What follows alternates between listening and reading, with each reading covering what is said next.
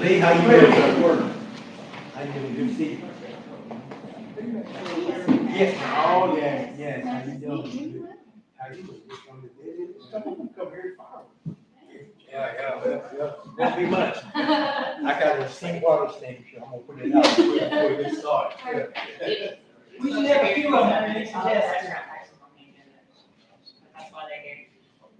It's tourism commissioners, yeah, they just never seen a meeting before.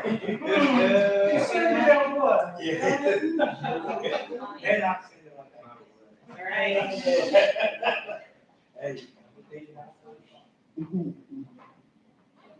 Hello, Chase.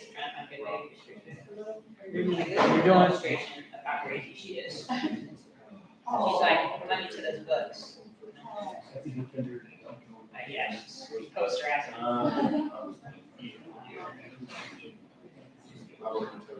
Yeah, you still in Georgetown? No, moved back to Lexington. You did? Well, I think they have never for a while, so who knows? Probably about, my wife retired, so quit going to Orlando every day. So you got a license? So we moved back to Orlando. How are you doing? It's actually their office, before she retired, their office moved back to Orlando. I know.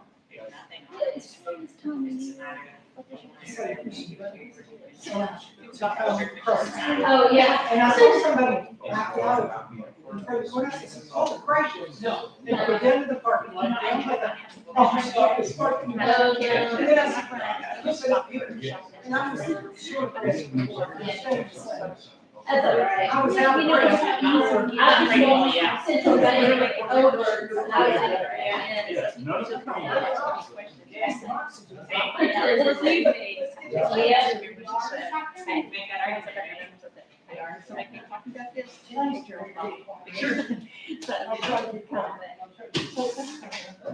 hard. You said that last meeting we had.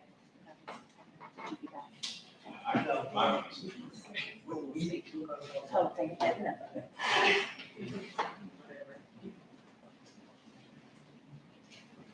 Step by step. All right.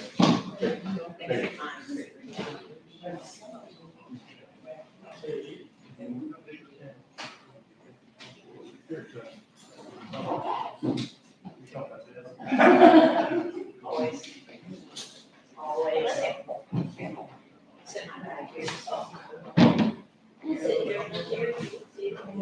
That's fine.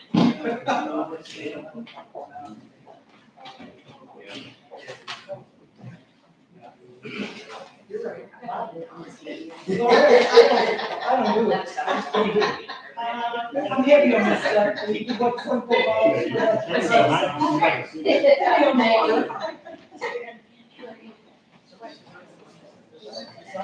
Yeah. Oh, you're sitting down here. I I can sit up there, I just didn't know if you wanted to present up here. I can sit up there too, because I can still see the screen. No, you don't have to. That's what it is. I think you should be stay right here. That's fine. I think you should say that too. I could stand or do. All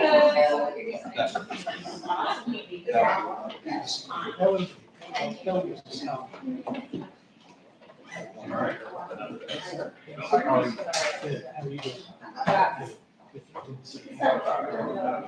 I texted. I know, yeah, I better take it to see, baby.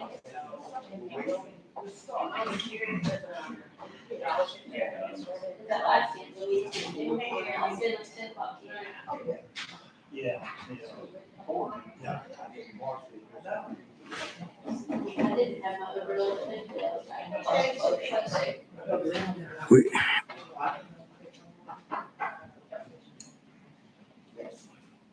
Hello, sir.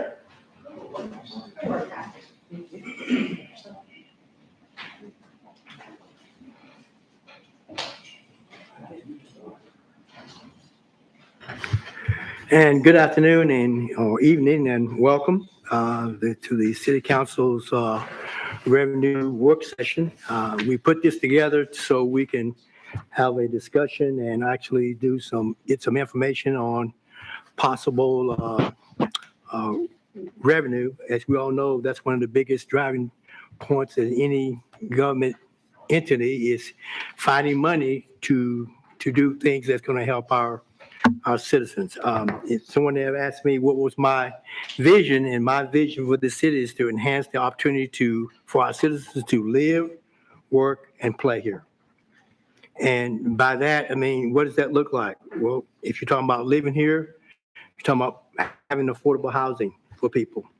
If you're talking about work, coming up with some ways to actually bring in businesses so they can actually have people to work, which helps our revenue. If you're talking about play here, we're talking about maybe even recreational, swimming pool, ball fields. Those are which people take part in. And even looking at something in the neighborhood of a community center, which is, I think, is greatly needed here, because the fact that we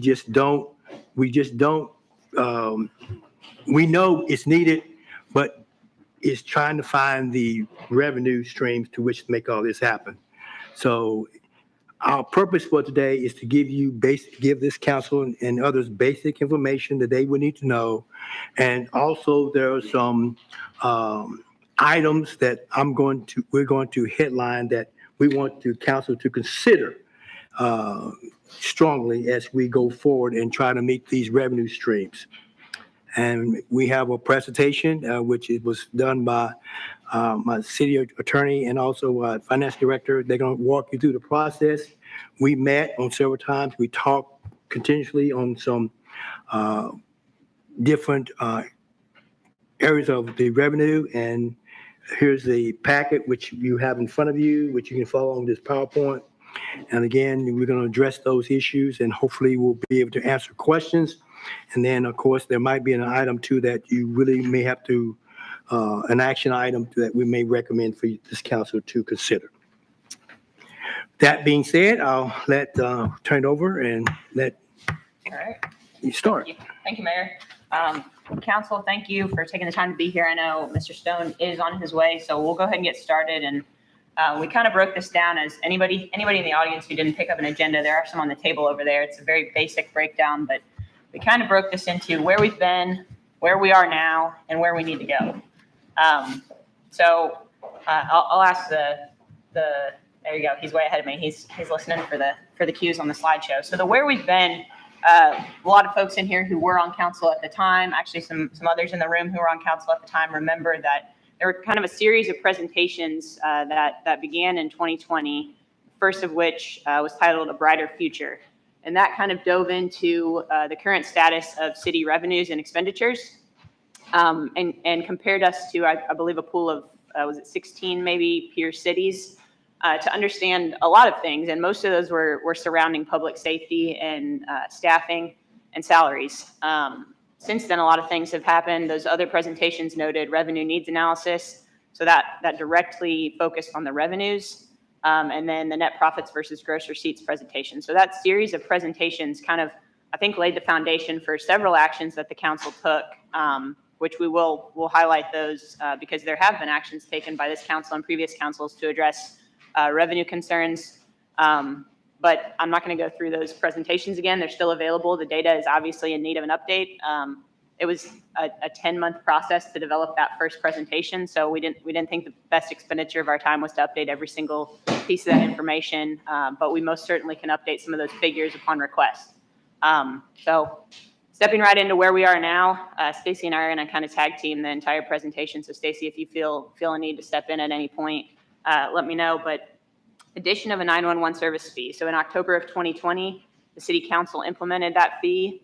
The revenue from that fee can only be used to fund dispatch operations. And we've been able to fully cover our portion, which we split with the county. So it's a 50-50 department. But the city's portion of that budget has been able to be covered by that fee. So it started at $6. It went to $7 the next fiscal year, and it is currently at $8 a month per occupied unit. So, and we've got ways, if your unit is unoccupied, for instance, if you're a renter or a lessor, you can apply to recover that fee in cases where you're maybe not renting that unit and it's not needing the service. So that's been a real help to us. That's relieved our general fund, which we were completely, aside from some CMRS state funds, we were completely supplementing the dispatch operations with general fund revenues. So that was a huge relief to the general fund and created a great impact. The next one, the council raised the insurance premium tax from 5% to 8% in March of 2021. That was passed. It was effective July 1, 2021. And that was able to generate about $2.1 million in additional revenue.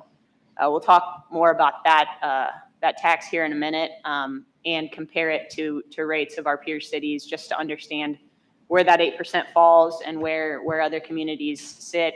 I know we've talked about the insurance premium tax some, especially when we were having the Fire Station 4 conversation, because there were concerns about funding Fire Station 4 annually. And in that conversation, we brought insurance premium tax into that conversation because it organically fits with that need to maintain our ISO rating and provide that fire protection. So like I said, we'll come back to that here in a bit. Another measure that this council took was increase of our building inspection fees. I think it's a really wise decision to adjust fees for service because that is exactly what it is. Only people who are benefiting from the service are paying that fee. And as with all other fees, we cannot generate a profit. We have to be able to just cover the cost of services. So at this point, with the new fee schedule, we estimate needing to use about $35,000 of general fund revenues to cover our portion of the building inspection budget, whereas previously we were in excess of $100,000 a year. So you can see, while it's a small impact, that this council's action in that case is definitely moving the needle in some way.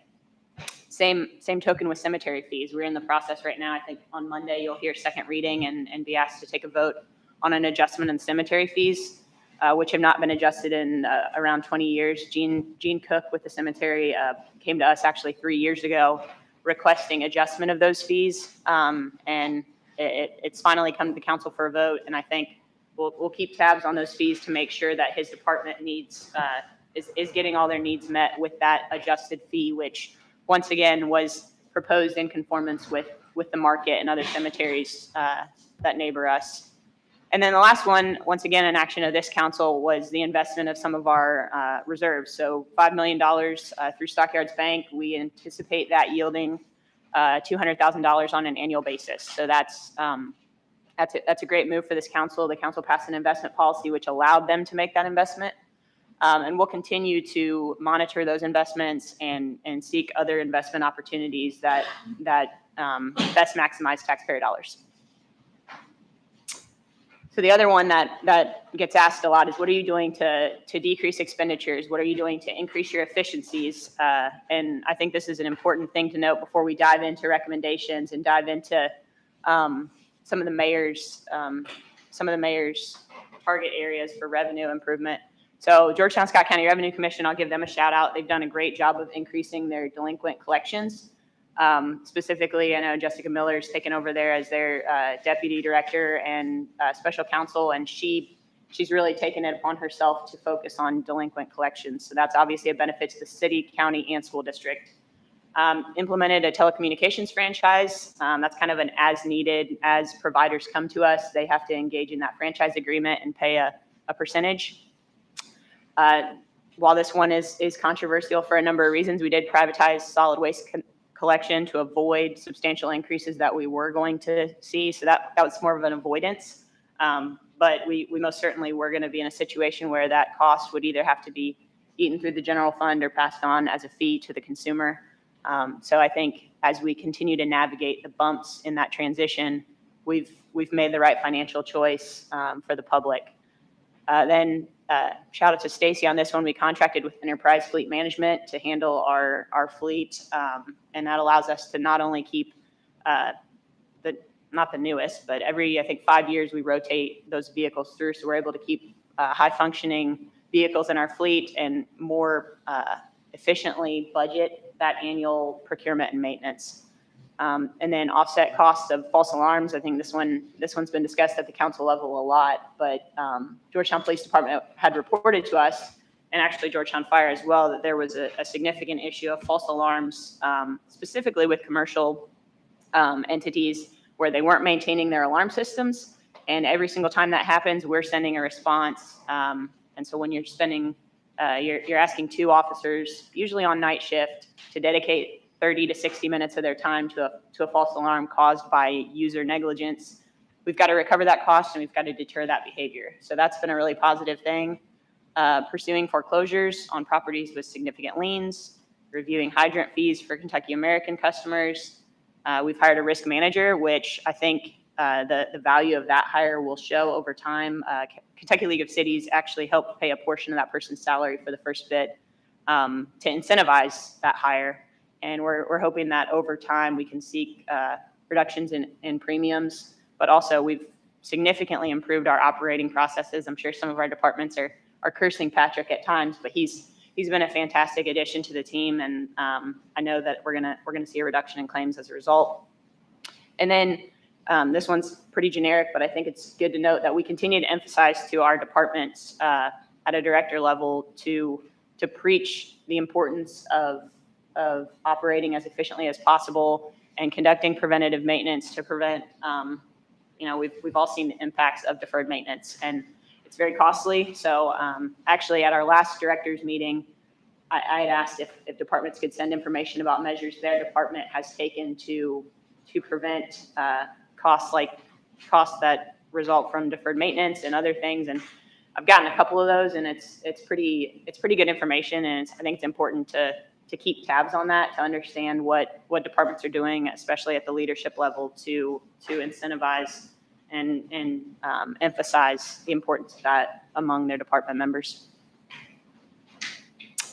So the reason we're all here, where we need to go, obviously the elected officials, the mayor's got some priorities for his time in office, and I know all the council members do as well.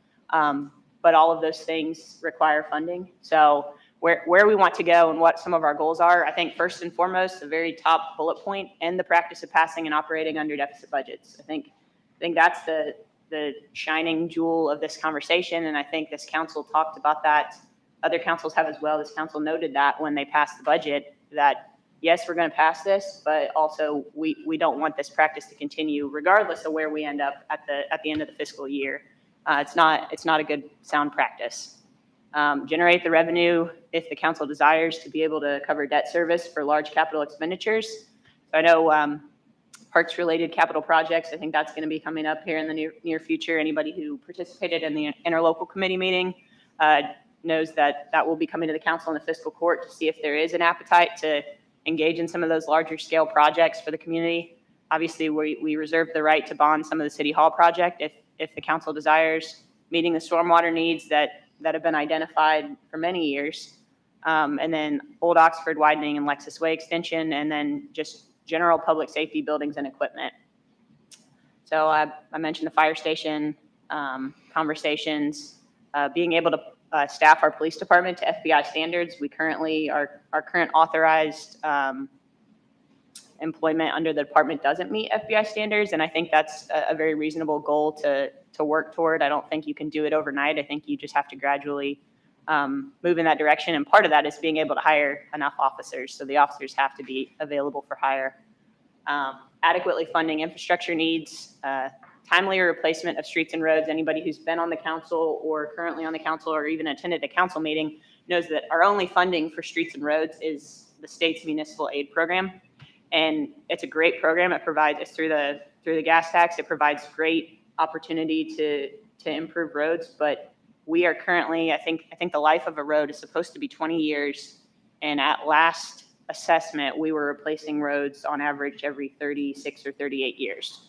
And so anybody who has seen the impact on their streets and roads, the reason is we've never, or at least in my time here, we don't dedicate general fund revenues to the replacement or improvement of roads during our paving cycle. Maintaining competitive salaries and benefits to continue recruiting and retaining employees. There's a cost associated with turnover, not just a financial cost, but a cost to the level of service that we can provide in our community. And then investing in local and regional economic development. As you all know, we've submitted a KPDI application for Lanes Run Business Park Phase 3 and a regional application for a potential partnership with Madison County, Fayette County, Scott County to engage in some kind of a mega site project that could bring shared revenues to the region. And then lastly, improve services and programming in the community. The mayor's been very vocal that one of his priorities in office is either through engagement of third parties or through the city directly to find a way to get a community center that's accessible to all in our community. All right, starting to get into some numbers, so I will take over for Devin at this point. And as she mentioned on the where we need to go now, the top point we put there, which I know at least our finance committee has talked about and council in general during our budget discussions, no longer adopting deficit budgets. Of course, we talked about how even though we've typically adopted a deficit budget, we didn't end the year that way. So this chart just shows you that history. So we just wanted you to see that. And what you see is the $0 line in that chart. And then the blue below shows if we adopted a deficit budget that year. So you'll see we kind of have had a history. Most years we've adopted around $1 million to $1.5 million deficit budget. When at initial adoption in June, the deficit was usually between $1 million and $1.5 million. We've had a few years where we didn't have quite as large of a deficit. Fiscal year 2021 with the $4.4 million deficit, that's a little bit of an anomaly. We didn't know what was going to happen with COVID-19 and the pandemic, and our initial budget, we had, drastically reduced our revenue projections because we were hearing from the state and other cities that everybody was cutting revenues 20-30% because they didn't know. We were fortunate that our local economy stayed strong during COVID-19, so we did not see that. In addition, between fiscal year 21 and 22, we have received a lot of federal funding from the CARES Act, from ARPA. So part of those numbers that you're seeing there in the pink, the 4.7 to 5.5 that we actually ended up adding to our fund balance, a lot of that has to do with federal grant revenue and then our revenues outperforming projections. And then as mentioned, even though we budget as if we're fully staffed, we have had, especially in police for the last few years, we know that we have had a lot of vacancies. So, if we're authorized for 65, 67, but we're running anywhere from 5 to 10 vacancies in those years before council made the recent salary adjustments. So we're hopeful that those recent salary adjustments in the current year budget will stop that bleeding on the vacancies for police department. But I just wanted you to see this illustration of what we've adopted versus where we've ended each year. So if you have any questions, I'm happy to answer those. I did take out fiscal year 2020. We had a large transfer to the capital projects fund for the radio system and our half of the business park expansion. I did take that out of the budget for that year. I believe that was actually the fiscal year 19 budget. We transferred that money because it skewed it so much. So if it had not been for those capital projects that year, fiscal year 19 would have only been $138,000 deficit budget at the time of adoption. So if you have any questions, I'm happy to answer them. Fiscal year 23 numbers are not in here just because we have a lot of audit adjustments to make as we go through the audit. So I don't like to show final numbers for that until I'm through my audit preparation to make sure those are accurate numbers. A lot of receivables and payables to book for that. So we wanted to show you that. That kind of goes into the where we've been, how we've been practicing. Yes. How far back has the deficit been? I would have to go back and look. I did this for every budget that I have been a part of. So I would need to go back and find those documents from previous. A lot of those budgets are, I think, in paper. So I would need to find those in our records or see if they're online. But I'll go back and I can answer that, see how far back I can answer that question. But I did do it for my tenure over the last 10 years here at the city.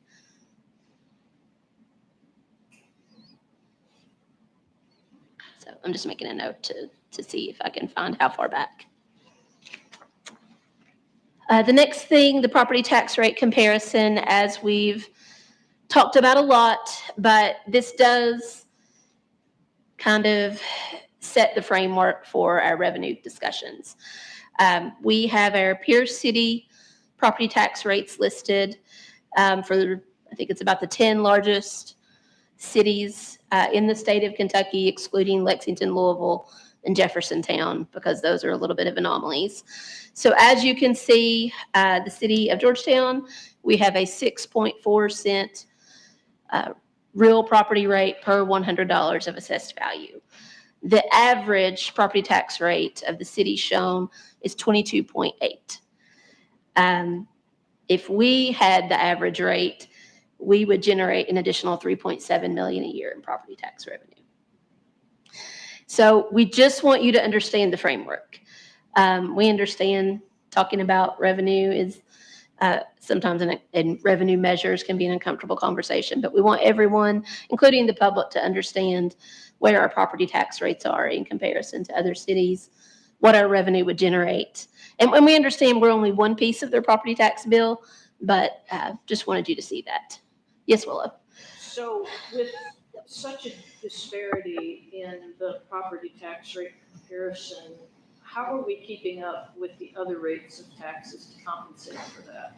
We will show you that on a later slide. There is a lot of that in that 2020 Broader Future presentation. So if you haven't seen that presentation or haven't seen it in a while, I would definitely encourage you to go back and rewatch. Also, if you don't want to just watch the video, if you go to the menu at the top where it says government, there's a menu that says special financial reports, and the Broader Future presentation is also in PDF. So if you want to just read it rather than watching the video, you can do that as well. But we will show with insurance premium tax and payroll tax how we compare to some of our peer cities a little bit later in the presentation. And to echo Stacy, I mean, obviously, there's not going to be any action requested. Aside from passing the annual rate, there's not really any action requested. This is to frame kind of why we're here and having the conversation at all.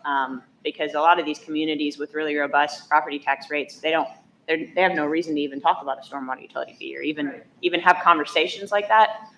So it is important. And, you know, I know the public, they receive our tax bill and then they get the county bill, which also has the school district and a number of other items.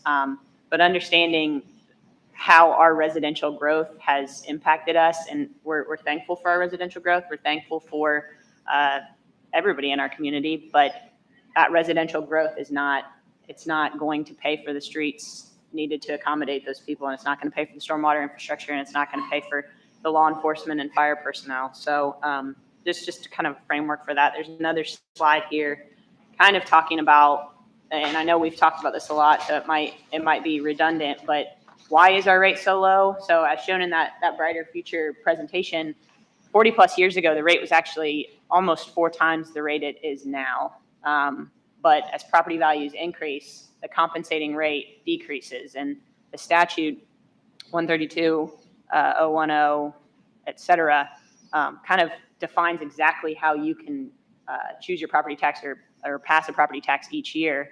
And it's all based on that compensating tax rate. So as your compensating, as your property values increase, which has certainly happened, the compensating rate decreases. So if every year you either take the compensating rate or decrease your rate, it's compounding. So over time, you can never recover. And the council, obviously, a lot of things have happened over those 40 plus years. You know, we had, obviously, Toyota came in the 80s. I think a significant cut was taken to the property tax rate when Toyota came.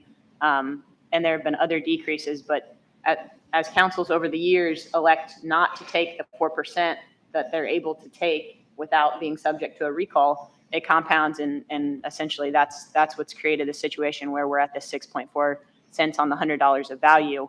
And it's really not something, absent legislative change, it's not something from which we can recover.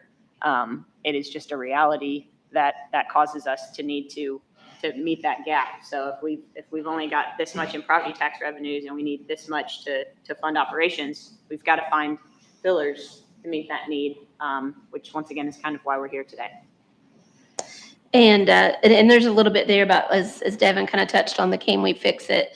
But the bottom line on that is just, it's important that the council consider taking the 4% rate increase every year, because that gives you, on current properties, a 4% increase in revenue each year. That's the most you can get with just a public hearing. You have a public hearing, council votes on it. Anything beyond that, I believe, either goes to the ballot or is subject to recall. So that's just an important thing to think about. That way you can going forward. If you take the compensating rate, then that rate is set so that you would get theoretically the same amount of revenue as the previous year from existing properties. Both of those calculations exclude new property. So obviously you're going to get additional revenue if you have new property. So that's, again, just kind of the basis on that. And when Devin and I sat down with the mayor, I'll go on and move to the next section. We talked with him about what his priorities were and what he wanted to kind of bring as his, I guess, recommendations for things to council to consider first. So the first thing I'll talk about, insurance premium taxes. Yes. So this, you've got 3 slides here, and a lot of this we'll talk about, again, the where we've been and where we're at now with insurance premium taxes. So the first slide here shows a historical trend of our insurance premium tax revenue back to fiscal year 18. That's as far back as my accounting system will spit out a trend report, but obviously I could go back farther. But you can see between fiscal year 21 and fiscal year 22, the jump in revenue of 2.5 million, and about 2.1 million of that increase is due to the previous council's adjustment of the rate from 5 to 8%. So fiscal year 21 and prior, we had a 5% rate. Fiscal year 22 to now, we have an 8% rate. So that's just kind of showing. So that was a big help in funding our adjustments to public first responder salaries, public safety. So that was a big help with that. On the second slide, this is just showing what it would look like if our insurance premium rate was changed. So as you can see, our current rate at 8%, we're projected around 6.5 million. Each 0.5% beyond that is approximately 406,000. So it kind of shows 8.5 all the way up to 10%. And you'll see that being important on the next slide. But before we go to the next slide, just a note, each year there is a deadline to pass the insurance premium tax for the following fiscal year. So this year, the deadline is March 23rd, 2024. And if I'm not mistaken, I believe the statute says something like 85 days before the start of the fiscal year, the Department of Insurance has to notify all of the insurance companies of any rate changes. So that is why there is a deadline. And Devin and I researched the statute today, and it is effective July 1. We had previously thought it was January 1, but looking back at our revenue on the previous slide, you can see that was actually effective for a full year. So we just wanted to make that clear in case we had misspoke in the past.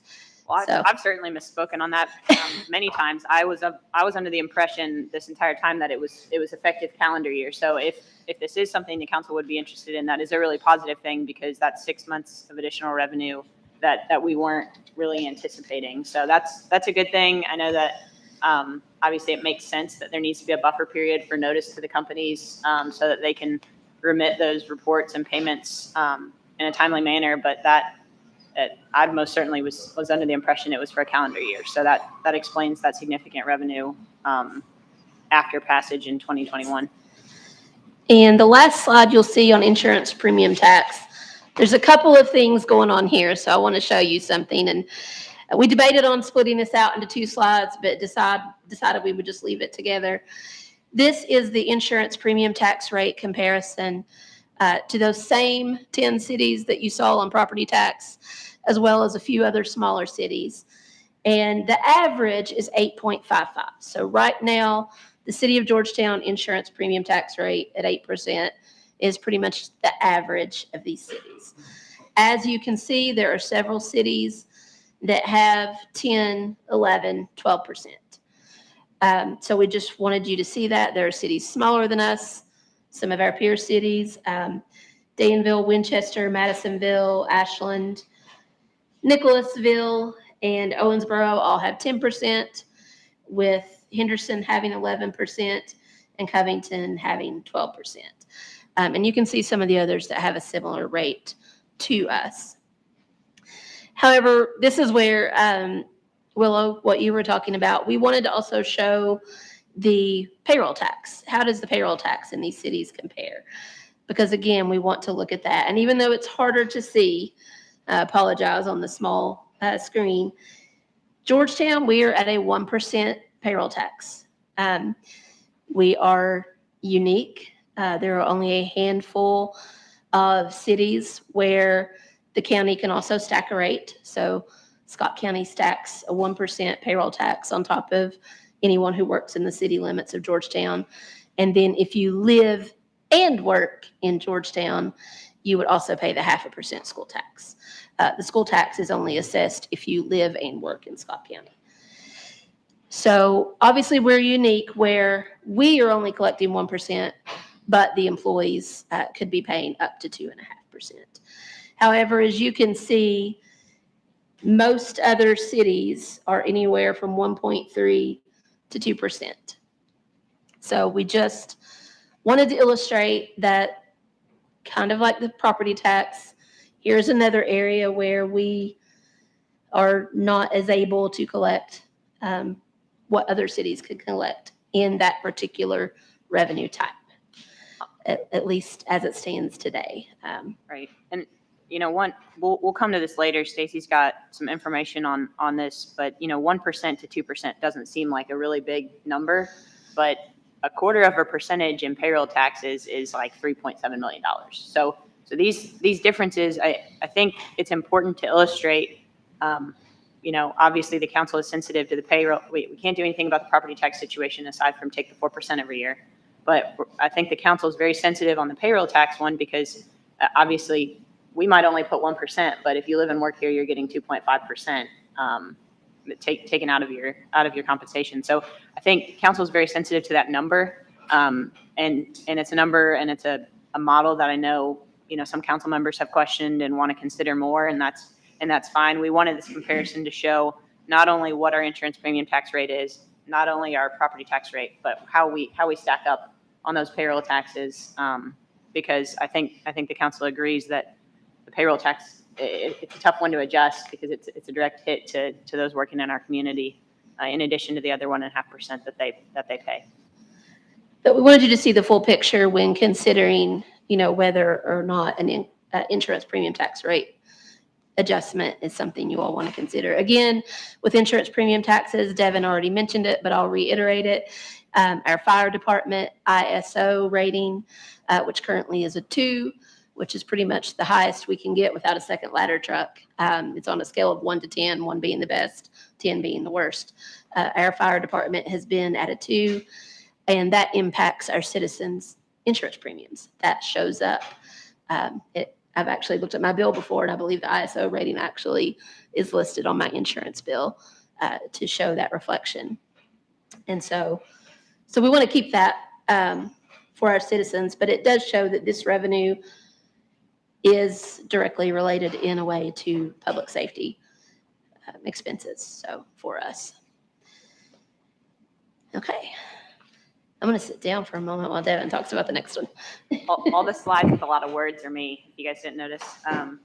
So development impact fees, we talked earlier when we were speaking about property taxes about the impact of residential growth. Obviously, that's not the only growth we've experienced here, and hopefully we continue to experience commercial and industrial growth. But a development impact fee, kind of got it broken down in what is a development impact fee, what could it fund? Are they common in Kentucky? What about nationally? What revenue could we see generated from this kind of a fee? And what would it look like to impose this fee within Georgetown city limits? So what is a development impact fee? And on that first slide right there, you'll see I put some sources. I've got information here from the Federal Highway Administration and the American Planning Association. This is all development impact fees are all very tied to the comprehensive plan and plans for growth in your community. So if you go to the next slide, please. So development impact fees, they're one-time charges levied by municipalities or local governments. They're charged directly to the developers to help the city recover from growth-related infrastructure and public service needs. They typically are a cash payment. Usually it comes along with a certificate of occupancy or as a part of the development plan process. It varies how communities do that. But it's based on a methodology and actually a pretty intense calculation process to make sure that the cost of the facilities that that are being constructed and the nature and size of the development are commensurate with the fee you're charging. Next slide. So I underlined potentially because there's still a lot of research to be done. This is a list of uses nationwide. So schools, parks, water, sewer, public transportation, other utilities, public safety buildings, some capital needs that can be met through a development impact fee. Now, are they common in Kentucky? No, they are not.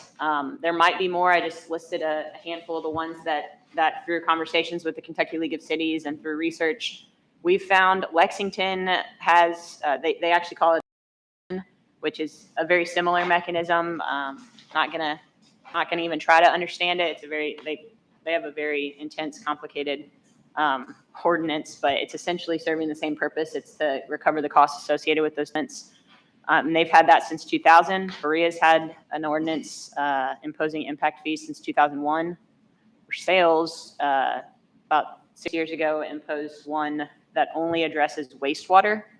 And then Wilmore has one as well from 2006. Wilmore's is, it's a little basic. It kind of assigns just a flat, I think it's like $3,000 per unit.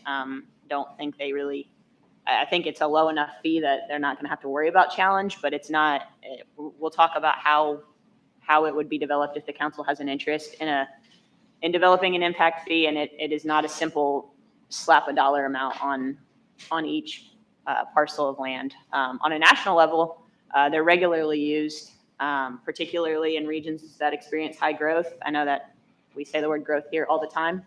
I would definitely classify Georgetown as a high growth community. Maybe not one to compare with some of these really large cities that have imposed the fees, but it's certainly not just been the large metropolitan areas. Wiley started in the 70s and 80s and have become very common ways for people, especially communities that are, and I've heard this from council members and the public, where there's hesitation to use general fund revenues to pay for needs necessitated by growth. So why is this so rare in Kentucky? And is it because of state legislation that prohibits its usage? Is it tangled up in litigation if they're imposed? So, and I'll talk about this in one of the slides later, but a lot of states have enabling legislation that clearly lines out exactly how you impose a development impact fee, how the funds are used, and it kind of provides that framework. Whereas we do not, Kentucky is not one of the states that has that enabling legislation. It's been proposed before. I don't know if there's current discussion about it, honestly, but it has been proposed. But I think a majority of states in the United States do have enabling legislation, and Kentucky doesn't. So that makes it the burden of proof on a challenger is much higher in a state where the General Assembly or whatever legislature designation they have has authorized it. So that's one challenge in Kentucky. I think a lot of communities just don't want to touch it because it's not specifically delineated by statute. I'll talk about that a little bit more here in a minute. Besides Wilmore, you know, Lexington, Greer, Sales has a challenge. I don't think any of the Kentucky, Lexington would be the only one that I would think maybe has.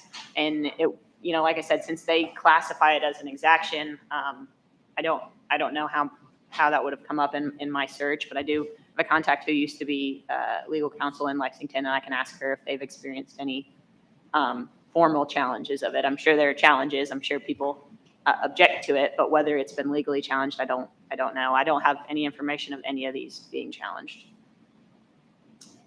And what about enforcement? In terms of whether they paid, If you put the fee, I mean, if it's a condition of approval of a development plan, I think that's as easy as it gets. You're not authorized to continue with your development until planning and zoning has authorized that. But like I said, some communities tie it to the certificate of occupancy, which not all developments, I think the development plan process is an organic way to do it. But I think that's where the enforcement is. Approvals are contingent upon that. So, talking about challenges across the country, state courts have kind of been tasked with determining the legality of these fees, and they have. Other states have seen lots of challenges to the lawfulness of impact fees, and I don't know this for a fact. I assume those with enabling legislation have been able to withstand that scrutiny, but it's still being challenged, and the trend is to utilize a rational nexus balancing test. It's kind of a hybrid, a middle ground between a really stringent test that I think has been used before, where it's needs created by the development, where you have to completely articulate every single need, and then or specifically and uniquely attributable, is what they call it, and then the reasonably related, which is a very low standard. So courts have kind of started to gravitate towards that middle standard, essentially that burden of proof for. The burden of proof, I believe, is on the challenger. So that's why I said if the state enables it and the state says cities may impose, the state Kentucky revised statutes list all kinds of taxes and fees that cities are expressly authorized to impose. If that's codified in state statute, it really strengthens the argument that it's a legal fee as long as it's got that rational nexus between the amount of the fee and the development being proposed. It's a really basic slide. To be determined. What kind of, a lot of these, Stacy can project what kind of revenue we could expect if we increase insurance premium tax rate by 2%, or she can project what we could see if we adjust payroll, net profits, any of those things. But without studying exactly what level of a fee would withstand challenge, and knowing what kind of growth we can foresee, I think everybody knows that end of first quarter 2025, second quarter 2025, when the water treatment plant is online, I think we are going to see significant growth again. But to actually be able to quantify how much revenue we could see, that's kind of for a later date. So next slide. And then how would we go about this? Like I talked about in addressing Willow's question, a lot of states have enabled these fees through legislation. Kentucky has not done that. I know that the Kentucky League of Cities continues to lobby and advocate for diversified revenue options for cities.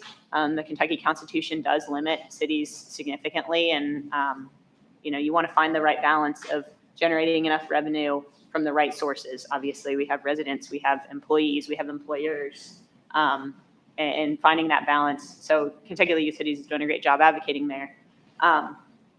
But in order to survive a legal challenge, especially in a state that does not have that enabling legislation, it would definitely be best to take the process of an RFQ. It's not dissimilar to what we did for the stormwater utility fee, because it's a very similar situation. Stormwater utility fees are routinely challenged because the fee has to be associated with the service it provides. It's not supposed to operate as a tax. It should only cover the needs necessitated by the stormwater, the 911 service, the development. So it would be a similar process, I think, and there are firms that do this. I actually know the firm that, I always forget the firm's name. What's Brown's name? New Gen Strategies. New Gen Strategies that has done the rate studies, the correct rate study for GMWSS. They've conducted these kinds of studies for utilities, and they've done it for cities as well. So there are consultants out there that would be able to submit qualifications and ultimately negotiate a contract to bring a proposal for a defensible fee if the council were to be interested in that. So I kind of emphasize this slide because it is it's a really calculated process. The word formulaic, which is a strange word, was used a lot in my research in terms of how the fee should be developed in order to not only withstand scrutiny, but also to make your community, to continue growth within your community. There's not, as far as I've read, any research that indicates that the imposition of development fees stall growth or deter developers if done correctly. So I think it's something to consider, not just in terms of legal challenge, but in terms of the message we're sending to the development community and to those who want to bring business to Georgetown, Scott County. Yes. The question on that bullet point, and I don't know if you know the answer to this yet or not. If this city council, if this body decides that it's something that we want to ultimately have further discussion, do we have any idea at this point if we were to go with the consultant, how long that process would take for them to come back to us with answers on?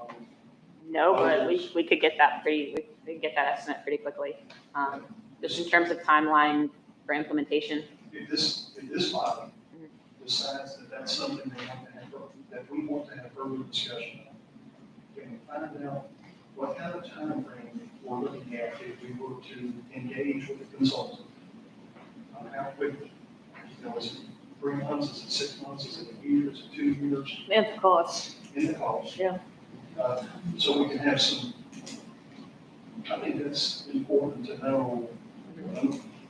We can know about this. Oh, yeah. Yeah.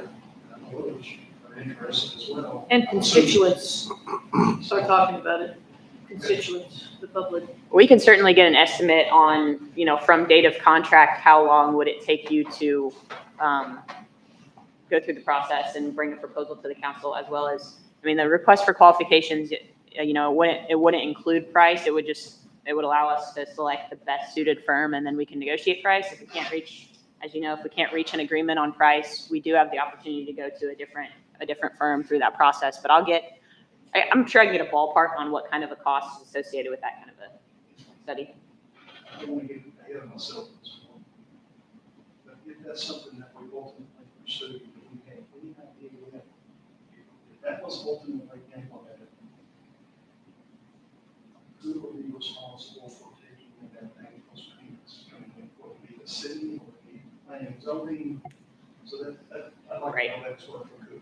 Yeah, and I think that would be something that we would include in the solicitation for qualifications, because I think, it really depends how you structure it. Obviously, there are a number of items that can be funded using the development fee, but think about all of the entities, all of the different bodies that are impacted. We talked about wastewater, stormwater, we talked about roads, planning and zoning is certainly impacted, but it's mostly about facilities and physical capital needs. So I think that planning and zoning level does make sense from an administrative standpoint to collect it and remit it to the city. I think that would come as a recommendation from the consultant, how, based on the way that City of Georgetown operates, how our planning commission operates, how our interlocals operate, where would that money be funneled, and it would be accounted for in its own fund. I think, I can't remember if it was Berea's ordinance, but they even line out allowable expenditures very clearly. So we can use models like that to see what fits best in terms of administrative efficiency for the council, but we'll include that as part of the solicitation. When we tried to anticipate how much revenue would come in from this type of impact fee, is there a list somewhere of developments that are on hold because of our wastewater treatment plant fiasco? How many things are on? Yeah. Oh, it's next. Currently for plant number 1, there's 16 on the list 16? Okay, of varying different size developments. wow. Chase, those are on hold right now, correct? Yes, sir. Yeah. This could be significant. And Devin, correct me if I'm wrong, but if we did this, you know, the fortunate thing is with wastewater treatment plant, we don't have to go in to do a moratorium to stop growth, because it's, you know, unfortunately, a built-in thing. If we were able to do this, we could start, could we not make it retro on those 16, or would we have to start at day one going forward with those that we? I think it would depend where they are in the development plan process. Are those people that are on waiting list for what's the name? They're on the waiting list for consideration by the Board of Commissioners and availability requests. Yeah. We would have to get legal opinion on whether, while they're on the waiting list, if they're already there and an impact fee or system development charge is implemented, if that would be retroactive to those on the list, or if it would just be for those that would be on the list from that point going forward. They haven't been to the planning commission, right?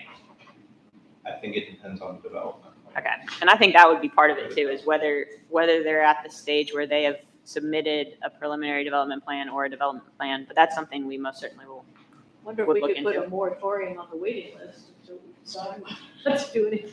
I can see a lot of people lining up, try to get on the front end of this. All things we will most certainly look into. Chase, just within the past 2 months, when we decided as a body to increase the tap on fees that this body voted on, we did not make that retroactive. That's moving forward, correct? That's moving forward, but those aren't collected until later in the process. So those will be collected against the ones that are already on the list at the increased rate, at the new rate.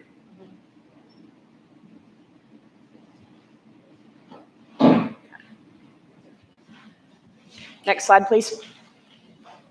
I am not going to read these. I just thought it was I found a couple really good resources, obviously not specific to Kentucky, but just best practices in terms of impact fees and how to best implement them, but also how to monitor them over the life of the fee and to make sure that they're operating the way they should be and generating the proper amount of revenue. So I encourage you to kind of review these bullet points just as you consider whether this is something that the council wants to learn more about. And I believe that is the last slide pertaining to the development impact fee. I know that came up / requests for more information.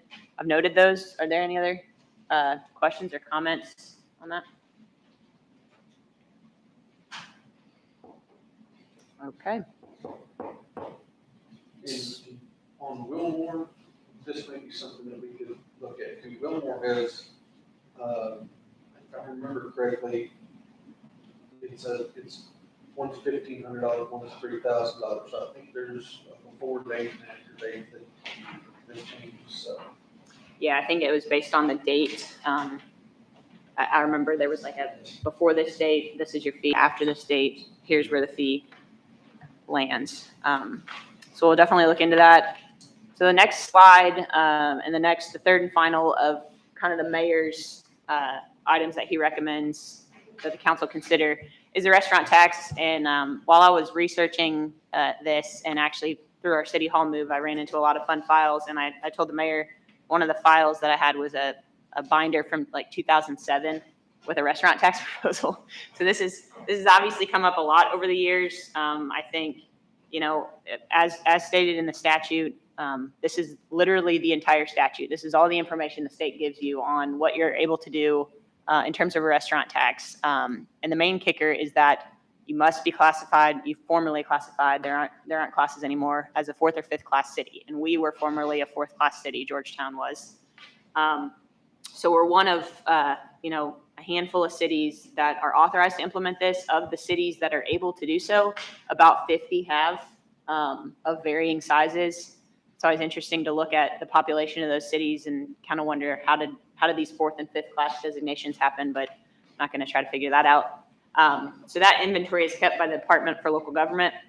So not only are we able to levy that 3% transient room tax, which we do, and that is administered through the Tourism Commission, but we are able to authorize up to 3% in a restaurant tax on the retail sales and restaurants doing business in the city.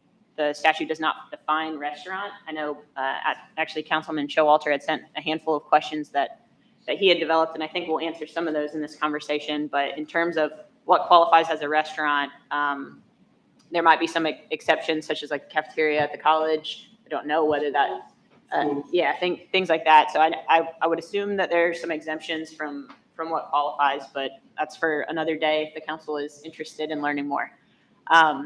So the key sentence here is all monies collected from the tax authorized by the section shall be turned over to the Tourism and Convention Commission, which in our case is Georgetown Scott County Tourism. And I just included, because like I said, there's very little out there in terms of legislation or notes to the legislation when you search. Do you know very many cities that have the restaurant tax, the public tax? In terms of proximity, Does Winchester? Mount Sterling does. Mount Sterling, and I talked with the mayor, yeah, from Mount Sterling, yeah. They've got one. Elizabethtown has one. If I'm thinking in terms of population, Elizabethtown's the largest, I believe, the largest city that has one. And I actually, on the next slide, before we don't need to go to the next slide yet, but I do include some language from their ordinance because I think it kind of sheds a little bit of light on how this looks. So obviously, it goes directly to tourism. It can be used to fund tourism operations, obviously, certain parks and rec activities, beautification, quality of life. So I know there's a lot of conversation around what we're doing to beautify the entrances to our city specifically, improve our parks and recreation opportunities and opportunities for just general better quality of life in the community. So this is something that could go to those items through tourism. So on the next slide, I think the big question is, as a council, if you're approving the tax, at that point, it feels like it's completely out of your hands at that point. And if you're reading the statute, literally it is. It's going directly into we'll collect it and we'll turn it over to the Tourism Commission, the commission that is appointed partially by the mayor and partially by the judge. The Tourism Commission is one of the more interesting boards because there are a lot of requirements about what sectors and industries must be represented. And I think I'm only saying this because we've got a couple of tourism commissioners in the room. We have a very good tourism commission, and Lori obviously does a fantastic job with that group and with the funds that her. I thought it was interesting that Elizabethtown included this portion in their ordinance, and I can provide the rest of the ordinance, but I thought this would kind of head off some questions. I thought it was an interesting way to do it, but they obviously talk about exactly how it's collected and then where the funds go, but then they create some different accountability points where the council is informed of the use of the money and has some kind of feedback in the use of the money. I know that I don't know exactly how this would look in terms of an ordinance, but I do know that there's complete openness to a process, not a grant process necessarily, but an engagement process where the Tourism Commission can have some feedback and more interactive decision making about how the restaurant taxes are spent. But ultimately, the bottom line is it goes to the Tourism Commission, and they're appointed to make the best expenditure of that funding to serve the purpose of the entity. So, like I said, I just thought it was interesting the way that Elizabethtown framed the ordinance, and it was obviously at the request of their council, who probably thought this is great. I'm sure we can do a lot of great things with this, but we don't get to touch it essentially. So. Yeah, and I mean, I'd be glad to look into that. My fear would be that any kind of contract on how to spend the money would be an attempted contradiction of the statute. So I think it would be tough. I think that's why I like the framework they have here. And I know it's fluffy words. The commission is strongly encouraged to obtain approval from the city council for any projects, blah, blah, blah. But what they're trying to do is find a way to put it on the books that the expectation is that the council is engaged. The council took the step to approve the tax and wants engage in that relationship and try to have some kind of say in the expenditure of the funds that, frankly, like any tax increase or imposition, you're the one sticking your heads out on the line. So I anticipated that question, and that's why I put that aside. Is it not possible if this body was to agree to something like this and move forward, could we not set it up the same way that we have it with, like what we have with GMWSS, that they're coming in saying, hey, we want this purchase order, this is what we're doing, da, da, da, da, or is that? No, I don't think so. I mean, our ordinance,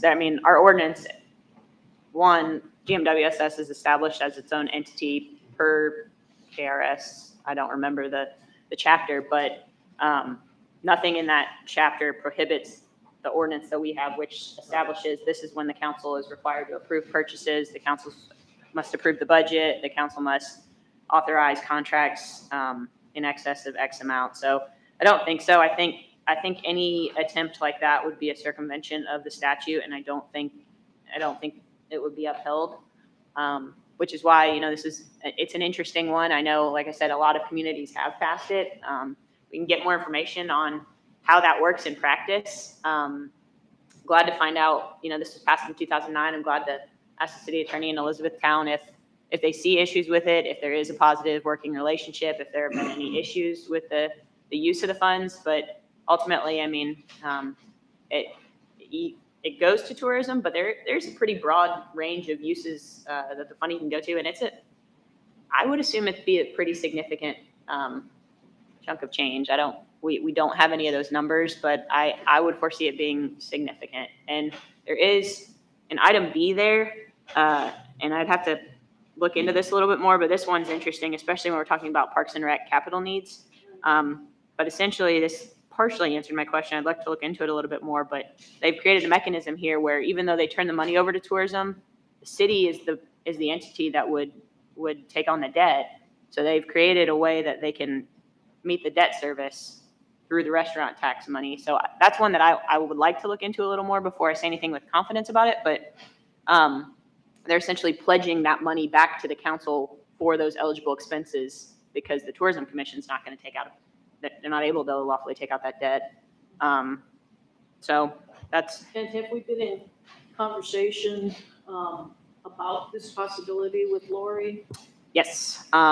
Lori has sent, well, the final thing I was going to say about this is a caveat that the restaurant tax is actually under challenge right now. City of Hazard sued Daniel Cameron, Andy Bashir, General Assembly, everybody they could name because they believe it to be an unlawful law, essentially, that only these 4th and 5th class cities are allowed to impose it, whereas their population's like 5,000. I don't know what their population is, but essentially, cities very similarly situated in population are able to benefit from this revenue, and they're unable to. It's going to be very interesting where that lawsuit lands because a lot of cities are signing on as defendants to oppose Hazard's lawsuit because it could essentially ruin it for everyone. The judge could come back and say, yeah, you're right, this is unlawful, nobody gets a restaurant tax. So I think the League of Cities is keeping tabs on it and is actively opposing it as well. But that's my caveat here, is that this is under challenge and it's to be seen what happens. I mean, we're years away from finding that out because I'm sure it'll be appealed at every level. But that's one interesting piece. But yes, tourism is very supportive of the restaurant tax, as I know no one's surprised. But Lori's enthusiastic. She sent me many updates on the litigation. She's shared any resources that she has with me. I think it's 2018, tourism did a kind of a proposal essentially of what they would use the funds for. And I know she'd be glad to come back and have that conversation again. Great. Does anybody have any, I know there were a couple questions there. Do you all have any follow-up information you want us to try to pursue? Or just want to soak in that information for now? Well, the hotel tax is not being gone after, so I'm not sure why restaurant tax is. Because most of the people that's going to end up paying Yeah, and I think there are a number of reasons that hazard is citing too. I mean, it's the designation that some cities are able to benefit from the revenue and some can't. And I think that's a lot of the challenge as far as their position, but the constitutionality of the entire statute now is kind of being brought into question. Well, I guess I would want to know this, all of our cities in Kentucky have tourism? I mean, I assume not. There are so many small cities, but Because that's where the money has to go, is tourism. right, yeah, and And if there's not one established in a city, yeah, I mean, they have one. Is it what is it, Perry County? So I mean, that would be a question to ask. yeah, if you don't have a tourism commission established under KRS 91A, I think it's a moot point for you. But anybody who does have that and doesn't fall within the 4th or 5th class designation, they're just out of luck. So.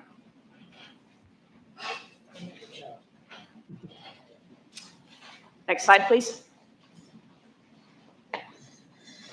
Okay, as we mentioned, those are the three main revenue considerations the mayor wanted to focus on, that he wants to consider, obviously, and the mayor can speak more to this, but he emphasized both to me and Devin, obviously, two of those are very much a use fee or a use tax. They would impact those developments, or they would impact the people who choose to eat out at restaurants, as opposed to being a blanket citywide tax on all citizens or fee on all citizens. So at the end of the presentation, I'm sure the mayor can elaborate some more on that. But that was where he was coming from when on 2 out of the 3 of those. These are just some other things we wanted to bring up. Revenues that we've recently impacted, recently updated, or we've considered and made some steps towards, that the council and mayor may want to consider in the future. Just some information for you to have. So the first one is the 911 telecommunication fee. As Devin mentioned, this is a monthly fee per occupied unit. And as mentioned, it was enacted in October of 2020 at $6 a month. July of 2021 went to $7 a month. July of 22 went to $8 a month. And that is as far as the ordinance took it. We had those 2 built-in increases and then nothing beyond that. So without any change, our fee will remain $8 per month. When we initially brought that fee to council in October of 2020, it accomplished a couple of things. I believe pretty much all of our first responders, firefighters, police officers, dispatchers received at least a $5,000 raise, because what that did was it alleviated the general fund having to support the 911 center. So we were able to do some great things with that. That was a kind of our first step after that 2020 analysis. And currently it generates, I believe it's around 1.5 million. So one of the things I want to mention here, you'll see I've taken this out to the end of the maintenance agreement for the tower system. So in 2020, when the city and county jointly funded the radio system upgrade, along with that came a 15-year maintenance agreement on the towers, and ultimately a 5-year agreement on the radios. The first 3 years of that maintenance agreement did not incur a cost, and then it starts to kick in the fiscal year we're in now. The radios kick in a couple more years, but it's just a every other year cost for the maintenance of the radios. So what we wanted to show is, over the life of that maintenance agreement, how do the revenues and expenses stack up for the 911 center? And this is strictly the city half. That's what I want to illustrate. Everything on this chart is the city half. So the blue column for each year is revenue. That includes the 911 service fee and our half of the state CMRS revenue that we receive. And you will see through fiscal year 2024, which is our current fiscal year, the revenues exceed the expenses. And then beginning in fiscal year 2025, our expenses start to outpace our revenues. That's our first full year of that radio maintenance agreement. The yellow that you see is either the budget surplus or budget deficit for the city's half of revenue and expenses. Over the course of 16 years, from now until 2036, if our rate does not change, the general fund will be supplementing the 911 operations approximately 1.9 million over the course of 16 years. That's not an annual amount. That's an in total. I did make some assumptions on these numbers. Obviously, changing assumptions can change the numbers a little, but I do want you to have those. For the 911 service fee, I assumed a 1% inflationary increase every year. For state CMRS revenue, I assumed a 2% inflationary rate each year. For personnel cost, I assumed a 3% inflationary rate. And for non-personnel cost, I assumed a 2% inflationary rate. So again, the change of those percentages would obviously result in a change, but you can see going forward, even with a change in some of those percentages, there will come a time when expenses are going to outpace revenues in the near future. Stacey, we had talked about leasing tower space. Yes. How does that play into this? And have you factored that into here? Or This is not factored in. You'll see that on the last slide, we have just kind of some additional measures. We don't know. Right now, we have 2 tower leases on our tower at 550 Bourbon Street to 2 cell phone companies. I think in total, those 2 leases generate about $50,000 a year. So we do obviously have a new radio system with, I think, 6 towers total. So Devin and I have talked with the mayor and have talked about engaging with someone who can help us draft a request for proposals to put out to lease additional space, as long as obviously it won't interfere with any of our operations, to generate some revenue. So we are definitely looking into that. So that could help offset this, or it could be considered general revenue as well. Either way, it would help offset this. And we do need to, I've had conversations with Brian over at Dispatch.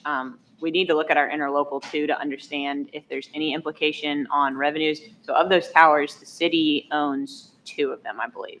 Yeah. So it might be a situation where it's, hey, you own the tower, so long as it doesn't interfere with our equipment, you're welcome to put anything on it and generate any revenue, and that goes directly to you. County can do the same, Yes. et cetera. Yes, but we because are looking currently into that. the county uses their general revenues to pay their half, so they could lease space on their towers. So you're correct. Forgot about the ownership of the towers there. Would it be correct or incorrect that if a future city council, whether it's this city council or a future city council, it doesn't have, can you raise that rate from $8,000 up, or do you have to wait until there's a deficit, like in 2025 as an example? No, this, it is a fee that you want it to match the expenses as much as possible. When we first adopted the fee, I know we kind of looked out a certain number of years, and we knew that eventually we would get past that point where we would no longer break even. We just want to look over the course of 10 to 20 years, project revenues and expenses as best we can, and we want the fee to just cover as much as possible. So we don't have to wait until there's a deficit, but we want to adopt a fee where we're not going to create a surplus, but pretty much we're going to ride the line as close as possible to just covering what the cost of the service is. So if you were to raise it, let's just say $1. We'll go ahead and go to the next slide. Because you're right there and we're there. Before you do that, I have a Oh, question. I'm sorry. Okay. Just for clarification, on your graph, Yes. let's say starting from 2033 to 2036, it looks, the revenue and expenses are almost matching, but you're Yes. projecting a big deficit. Why? I think it is simply Is the it the scale nature of the of the graph? scale, Okay. because the bottom scale only goes to 375,000 and the top scale is going to 1.8. Okay. So definitely look at those dollar amounts, and I'll look at that again. Let me make sure, because those actually look like a lot of those are at the top of the line, and probably go above that line. It stops at 1.8 million. I think they go above. So I can revise this graph and email this back out. Because it looks like maybe I need to adjust that top because it stops right there. I know our revenue is not exactly the same for all those years, so I apologize. That's, the next graph looks better because I took my top number to 2 million. But to answer Mark's question, this is just a what if scenario that we kind of threw out there. What if we raised the fee to $9 per month effective July 1, 2024, which is the next fiscal year 25. An increase of the 911 service fee to $9 a month effective July 1, 2024 would result in a projected surplus of $167,000 over the course of 16 years, which is not a big surplus. That's pretty much a break even a number, really. One of the things to consider in this is this does not account for additional personnel. It doesn't account for if there were to be any other large capital expenditures. We do have maintenance on our radios for a certain amount of time, but once the maintenance on those radios wears out, we're gonna have to buy new radios. I guess my question to Yes. that is because you have to like kind of break even. Yes. So maybe something more along the line of projection of instead of $9 and $1 every year or whatever, that you can break it down more to the 25 cents and 50 cents. Yes. Stretch it out. That would. Yes, and Devin and I played with that a little bit of what if we adopted it here and then had like an automatic increase built in, but we gotta make sure that we don't put in too much of an increase to where we create a surplus. So we can certainly play with those projections for sure. Just something to think about. Yes, absolutely. Stacy, I apologize. Yeah. I'm a little slow. Trying to flip back and forth. It's all right. A $1 increase, would that generate just a little shy of $200,000? I'm trying to think, yeah, it's about 1.5 million a year, so I think that's about 150,000 probably. Yeah, 15,000, in that 4%. ballpark. And Okay, I'm not doing math. this one's interesting to deal with because, you're talking about how much revenue it would generate, but really you're talking about preventing a situation. If that's what the council wants, you're preventing a situation where you're subsidizing it with general fund revenues. So, it's kind of one of those preventative measures where, I talked about with solid waste, like we're taking steps to avoid incurring additional general fund, usage.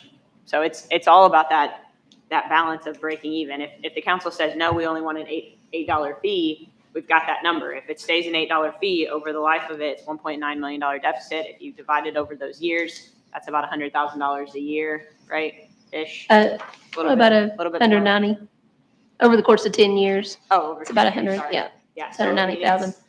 It's a policy call on whether you want to continue the practice of completely covering our portion of the budget with the fee. And I think that was the goal of the council when this happened. It was a significant relief to the general fund. Yes. But we can absolutely plug in different numbers to play with it and, find scenarios where we're riding that line of breaking even, which the $9 does do. But I see what you're saying. If we did 50 cents here and then plan to 50 cent in 5 years, the goal would, that's $1 increase until 2036. So that's not, at least it's not a situation where the consumer is routinely seeing an increase. There's consistency at least, but we can certainly plug numbers. And you study the tower space leasing, see what effect that has on. Yeah. Could we afford to be on campus? Potentially, yeah. Our tower lease space rentals right now are general revenue. So that would kind of come back to if we choose to let this ride out, then we could offset what the general fund is contributing with. It would still be general revenue, but it would potentially cover. Do it for the two towers we own. That's I a think good that would be point. the only ones that we could generate revenue from. Because we would have to contract with those companies as the legal owner of that tower. So, Well, Devin. don't we own half of it? We pay for half of it. We, The I'd have to interlocal go back and agreement, and we'll have to pull that language about ownership of assets once the project's over, but I think there are only 2 towers that we own outright. Okay, we'll look at that. that's true. So this was just kind of an illustrative exercise so you all could see, in the very near future, unless we take some action otherwise, we'll at some point continue. There is a small budget surplus built up that will cover it for a few years, and then we would have to start covering again. Yeah. So the next one we wanted to bring up simply because council has taken preliminary measures to address this and just wanted you to see the stormwater utility expenses. So this first slide kind of shows what we've spent on stormwater utility program expenses since 2018. This includes part of our engineering department salaries, any maintenance, which is minimal that we do. The maintenance that we typically do is, replacing the stormwater basin tops. We have thankfully gotten to where we've been doing the camera work and cleaning of a lot of our lines that has improved flow. Those are the main maintenance things other than public works, mowing, basins, et cetera. Most of our stormwater projects are reactive to a problem that has occurred. And also stormwater is one of those where we have historically budgeted more than we've managed to accomplish that year, but so that's why some of these are lower. So you can see from fiscal year 18, the navy blue column is what we actually spent or what we actually budgeted or project to spend in those fiscal years. The pink is what I found in eligible capital cost. I just found a couple of things that I knew for sure would be. For example, in fiscal year 22, Public Works purchased a $76,000 leaf vacuum. That came out of the Public Works budget. That is something that could be covered by a stormwater fee if we had one. The budget for fiscal year 24, I am showing that $400,000 for a street sweeper. We actually did not budget that this year because we wanted to wait and see if there was any outcome from this. But that is a need that our Public Works Department has expressed. But street sweeping is very much a stormwater maintenance function to keep all of that garbage, all of that, everything out of our stormwater. And then the biggest thing you'll see in green, these are eligible personnel costs. So when we went through the preliminary feasibility study with Strand, one of the things we looked at is a lot of our public works personnel spends time maintaining stormwater features. So we had a crew leader, an equipment operator, a driver, and 2 workers, basically a 5-person stormwater crew. So that's what you see in the green is what we could have in the past or could in the future cover for additional personnel expenses that would relieve the general fund. So I just kind of wanted you to see where we've been, what our current budget looks like on the stormwater utility expenses. And on the next slide, this is just kind of our progress to this point to show you where we're at. In 2019, City Council approved a contract with Strand Associates to conduct a stormwater utility fee feasibility study.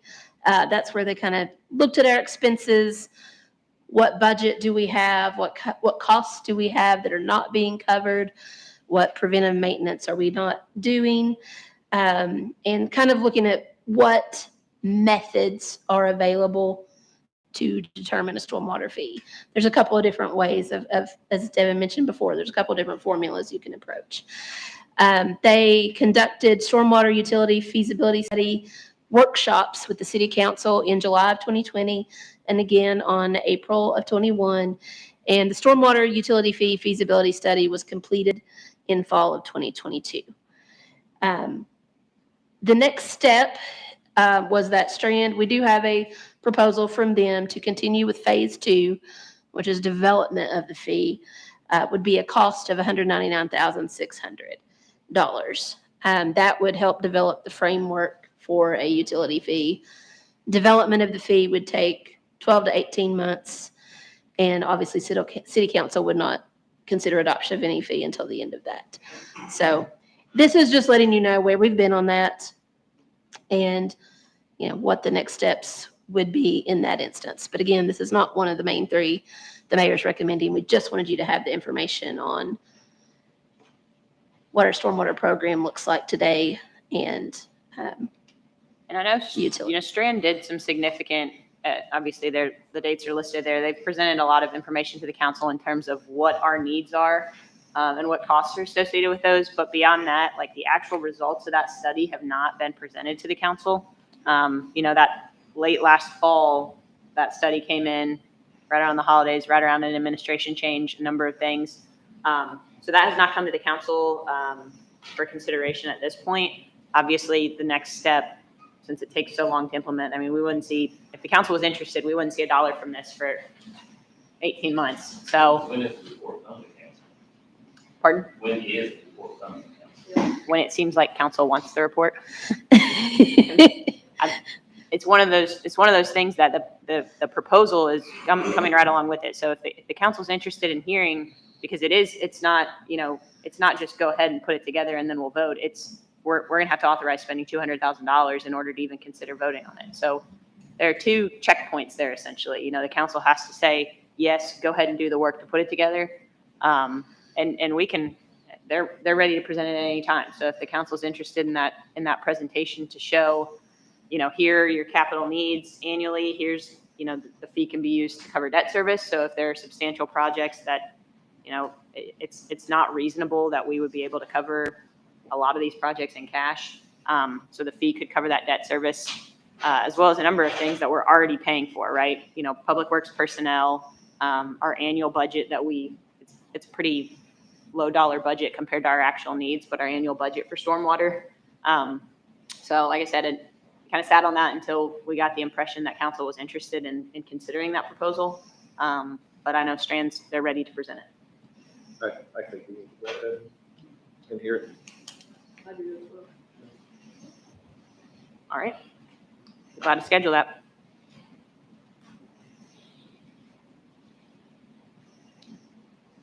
Okay, next slide. And this last slide, just kind of a bulleted list of additional items that, I don't know why that feature did that.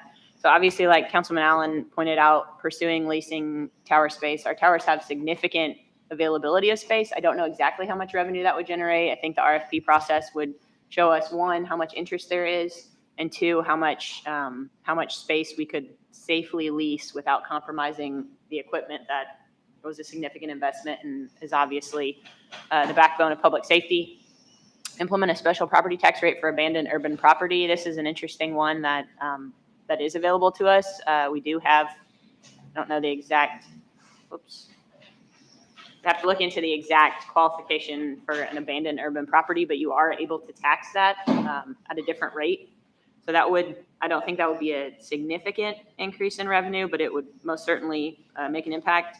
Levy a gas franchise fee. As you know, we have a lot of franchise fees in the city. We have an electric franchise fee, which obviously is passed through. You see it on your bill.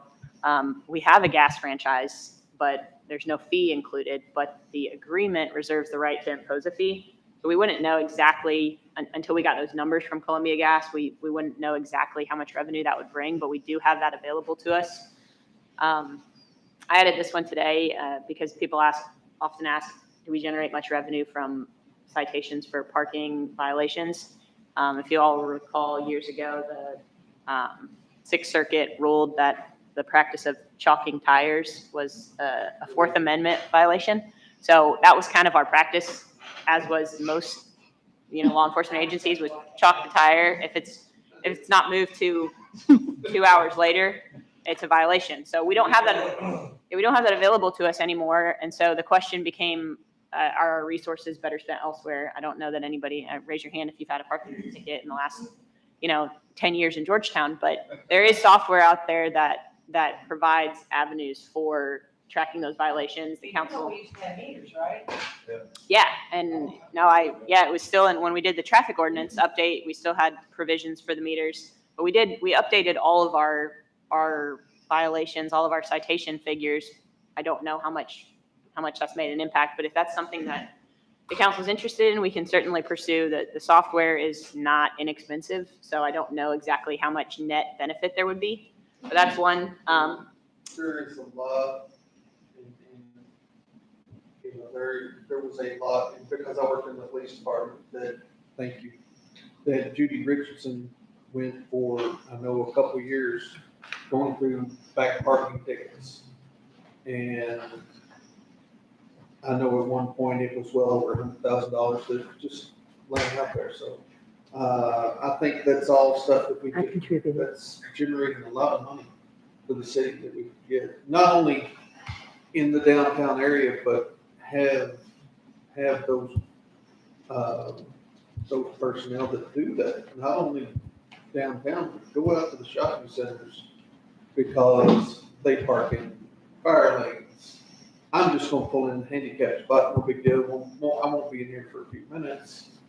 You know, there's a lot of that going on just because people know that they're not gonna write parking citations for that. Well, Parking tickets.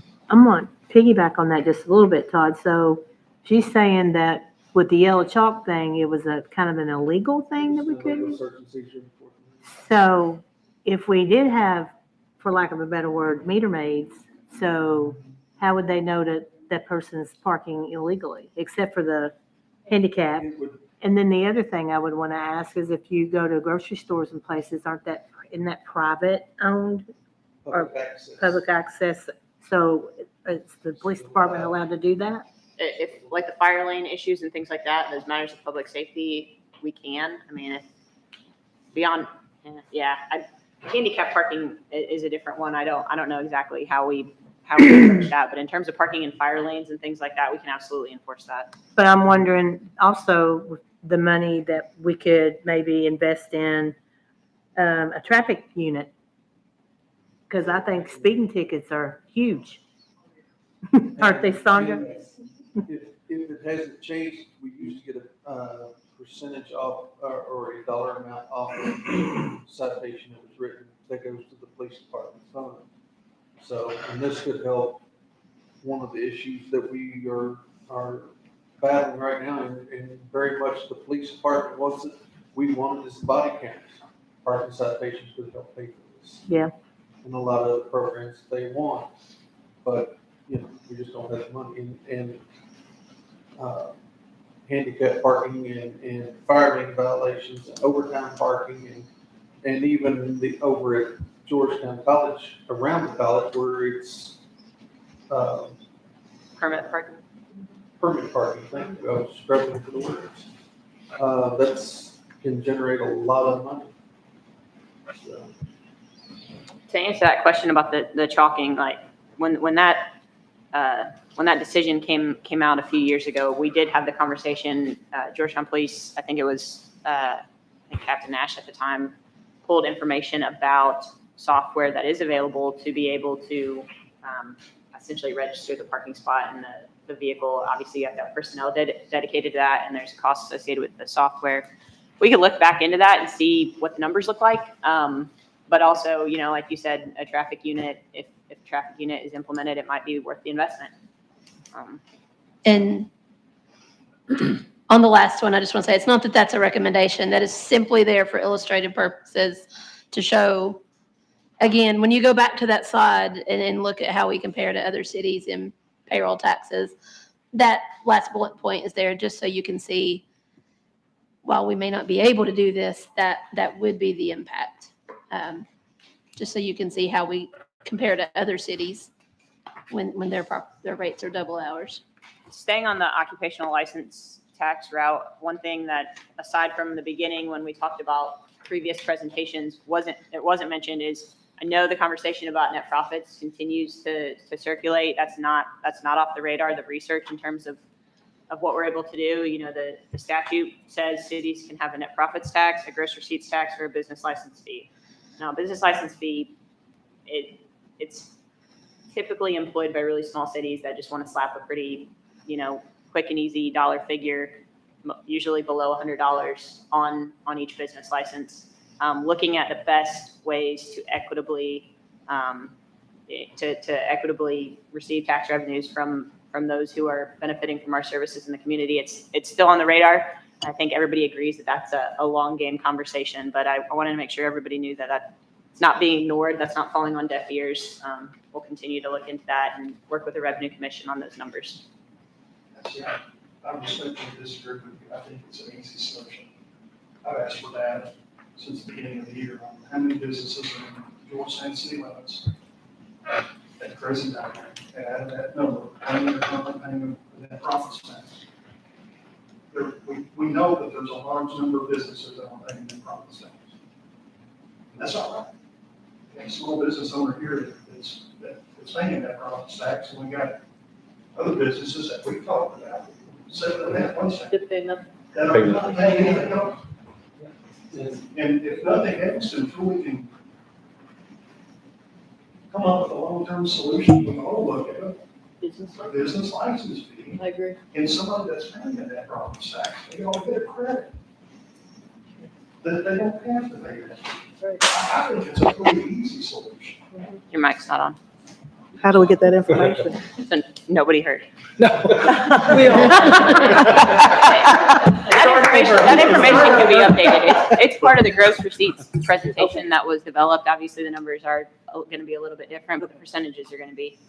And to piggyback off Mark, one thing that has been brought up is some of the larger stores, they file the taxes and it's based upon their region.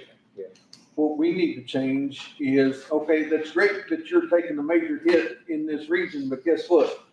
Pay taxes on what you're selling and buying and selling to this store in Georgetown, Well, not what your regional is doing. and they're also taking advantage of the services that we provide at no cost to them. Right. Correct. Let me ask you a question. But obviously, it sounds like there's concern, the way the current setup is. Until we can come up with a long-term solution, whether it's this body or the next council and the next mayor, can we look at implementing a business license fee? We're almost to the end of the year. It's going to be here before we know it. And what would we have to do as a body to come up with the numbers and put it in place until we can come up with a long-term solution? And, it doesn't have to be $10,000 a business. I think the city of Frankfurt, if I'm not mistaken, correct me if anybody knows different. $60. $50. Could you implement a $50 fee to get a business license to operate? Because we used to pay for them a long time ago. They were $10. You don't pay for them now. And if there is a business that can show that they're currently paying a net profits tax to the city, they're exempt. They don't have to pay a business license fee. Can we? So you're also kind of just describing a net profits with a minimum, right? However you want to word it. Yeah, that's what we actually pulled up, City of Frankfurt's net profits tax return to look at it because we had heard that they had the minimum. So what they do is it basically comes down to if your net profits is $0, your minimum is $60. That's what Frankfurt does. Obviously, I don't know about other cities, but that's what Frankfurt does. If you fill out their tax form, you owe nothing, then you write a check for $60 because that's the minimum. Did you see what their revenue was on their net profits for any fiscal year? We can pull. I mean, I'm sorry, for Frankfurt, Yeah. I think the question really is what revenue are you generating off that minimum tax? Okay. Is it worth it? I mean, We have a lot of businesses registered, so Yes. assuming they all pay, and I don't know the updated, I mean, we were in a situation where we were adding hundreds and hundreds of businesses every year. right. So, it could be significant. But if they're already paying net profits, what you're saying is they wouldn't be subject to that business license, correct? That's why I think several of us have been trying to get the numbers from the Revenue Commission. And if we only have a handful that are not paying net profits, $50, $60, I think it's more than a handful. well, And that's why I think we need to know. Is it 20? Is it several hundred? Another thing is getting this right, because with 2025, with what potentially could come here in terms of the growth, we need to be in front of that. well, and that's why I think it's more of a long-term project to take on, whether it be this council or the next council, to look at revamping the net profits tax to close some of those loopholes where there's no one escaping paying that profits tax. I get it. The only thing I would counter with, and I promise you, I've not been disrespectful, I promise, is that in looking at the numbers, and I think it was on your second slide that you presented earlier, over the last 3 years, between the 911 fee that we implemented and the increase in the insurance premium tax, it's, right now, I think it's close to $4 million between those two. Yeah, And then what happened with the water situation that we voted on earlier back in the spring, citizens of Georgetown have been hit hard over the last 3 years, much less inflation and you know, if their businesses that are not paying in net profits, to me, no matter how minimal the dollar amount is, I think everybody needs to pay. That sort of goes to my point, this presentation is great. I mean, it's a lot of good information, but a lot of all of this in here, it's looking at the citizens to pay these fees and taxes, not the businesses who are not We paying agree. fees right now. Absolutely agree. And I think that's what we need to look at as well. And more importantly than asking everyone else to pony up even more. So, No, we're in complete agreement on that. Yeah. And I'll make one more comment, and then I promise. I'll be quiet. The insurance premiums tax is probably the easiest thing for us to do as a body. And we typically, in the past, the council typically are not the ones that hear it. It's the insurance agents that hear it. And there are insurance agents all throughout Georgetown that get a earful when they're quoting insurance policies for any of us. So I just wanted to state that because the insurance agents get the brunt of the criticism when we have raised that, most recently just a couple of years ago. So I just want to state that. All right. A lot of food for thought. Much. So there is one more thing that has just been eating at me in terms of the payroll tax, the 2.5% that the employees pay. Looking at that increasing, the city increasing their rate from 1% to 1.25%. I'm not on board with that. I know it's just up there, right? it's not a, it's I not a know. recommendation. It I was can't- just, I'm not even. it's just to illustrate the revenue gap that we have with our peer But- cities. but That's I all it's think- there for. The 2.5% is there, but Yeah. the distribution of that, I think is something we need to be looking at. And I know that's an uphill battle.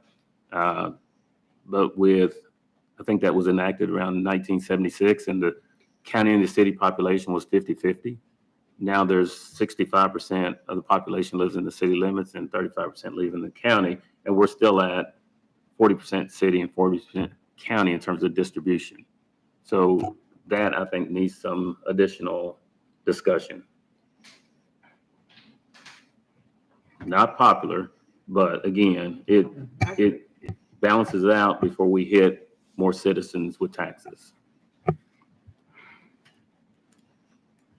Well, again, the idea was to try to come up with some revenue streams that we think that, and I get it, to make the least impactful on people. And I understand that, asking citizens to pay the brunt of this is cumbersome.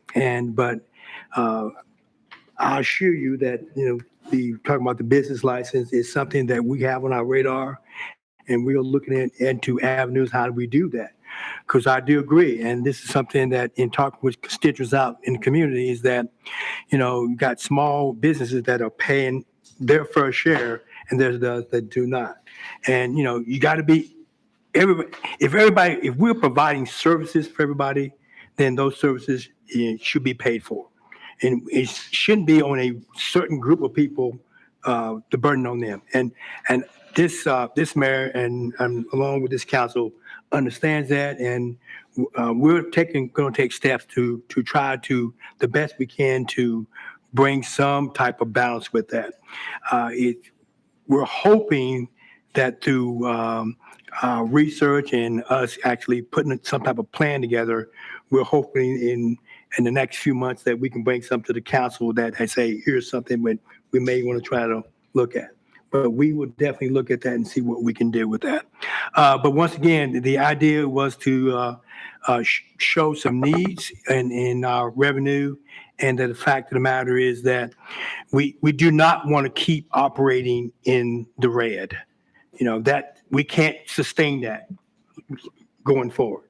We have to come up with some creative ways and that we can find that low-hanging fruit with the least amount of impact on the constituents. And that's what we brought to the table tonight. Those were the three that I looked at. There were others, but those three that I thought that maybe council want to look, we want to investigate further with, and look even further with that. So that's what we got. Mayor, With- I apologize. My apologies. One more question. Well, I'll let you do with comments in a minute. I'll let you start it. Go ahead. I'm sorry. I didn't mean to interrupt. I apologize. No, you go with comments. Go with you. Go. We talked about needs, we talked about actual numbers. Do we have a target revenue amount that we're trying to generate? I think that question, I'm sorry for not asking that earlier, I just thought of that. No, that's fine. I can certainly look at that. I know we had it with the 2020, a lot of that in-depth analysis that we needed to do. That's where Devin said, that analysis was like a 10-month process. So I would need to look at what are our goals. Again, are we trying to get to FBI standards? Are we trying to get the per capita? That's what we've got to look at as our goals. And that is a little bit of a long-term thing. Obviously, this particular budget, let me go back, was adopted with a $1.3 million deficit, the current year budget. Of course, the Finance Committee can discuss with me and the mayor. I think we got pretty close on our revenue projections. I'm always conservative with those, but so that's about 1.3 million. We know we have on average adopted a deficit budget with between 1.5 million. And then we know that if we do bring on a fourth fire station, whether we get a safer grant or not, at some point, 12 firefighters is going to cost upwards of 1.5 million.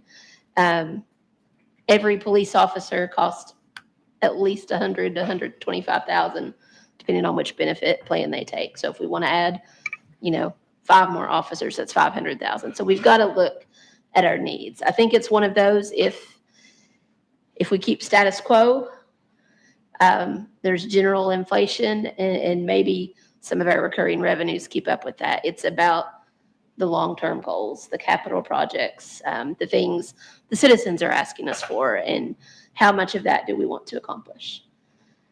I think that's where we're at. And we've heard a lot about capital needs in water. Yeah. That are also huge Yes. and necessary going forward. If we want to pave our roads every 20 years instead of every 35 years, that's an additional 500,000 out of the general fund.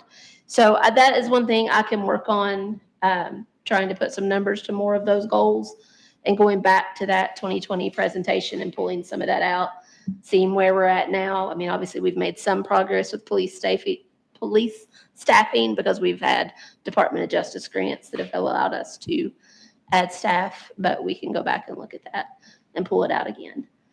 So. Thank you. Mayor, I apologize for cutting you off. That's okay. Like I said, it's just a matter of status quo versus we need to put a tally on all those future expenses that we want to consider. Any other, Mr. Shortwater? Any other comment? Okay, Ms. Conway, I'm good. Thank you. Ms. Brent? I'm good. I just want to agree a lot with what Mark had said, but hopefully we can find ways to not hit our constituents, but sometimes we may have to. It's not the popular thing, but we need to do what's best for our citizens. And for me, I'm not looking for next election or nothing like that. I just want to do what we can do now, what I can do right now at the time I have. Let's just make the, right choices for the people of our community. Mr. Stone? Thank you, sir. Great job by you and your staff putting this together. Very informative. One of the things that keeps being mentioned is staffing at the PD. Currently, there are 60 officers. FBI standard is approximately 2 officers for every 1,000. So if we're at 40,000 population, that's 80 officers. So we're 20 behind, just to give you an idea. As far as the parking tickets go, I think that is something we definitely need to look into, as well as, I know with more officers and more staffing comes a traffic unit. So that can generate money for projects within the police department. I like the presentation, I like where this is going. It sounds like a lot of great ideas, especially by the council members as well. So great job, everyone. Ms. Hamrick. Yeah, I've appreciated this opportunity to have this work session a lot. I think these work sessions are very valuable. I think we have a lot to think about. I hear from our constituents about needs that they have expressed, and they all cost money. And we have a lot of hard decisions to make, but I think we have some opportunities to make some decisions that make a lot of fiscal sense for our community that may not hit our constituents as hard as perhaps the developments with the impact fees and the businesses. So that's what I'd like to look at. Thank you. Thank you, Mayor.